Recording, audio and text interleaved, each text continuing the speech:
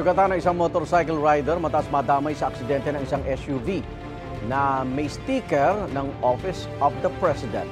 Sugatan din ang Chinese na driver ng SUV na humingi ng paumanhin dahil sa aksidente. Inibisigaan pa ng otoridad kung lehitimo ang sticker. May unang balita si Jomer Apresto.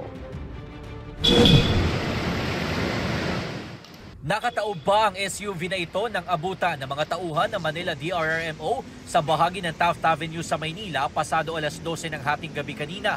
Ayon sa mga otoridad, naunang naaksidente ang SUV na minamaneho ng isang Chinese national at nadamay ang isang motorcycle rider.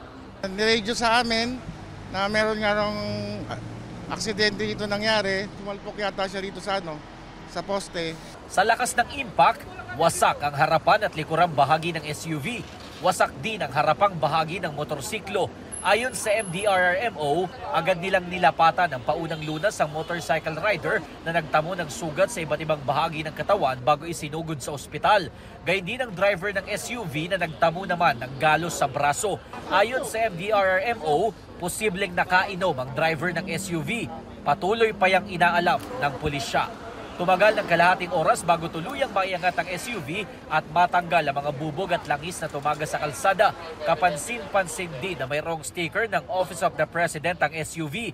Iniimbestigahan pa ng mga otoridad kung lehitimo ang sticker. Hawak na ng Manila District Traffic Enforcement Unit ang driver ng SUV. Nang kuna ng pahayagan Chinese, sinusubukan pa namin hingan ng pahayag ang Office of the President tungkol dito. Ito ang unang balita. Jomer Apresto para sa GMA Integrated News.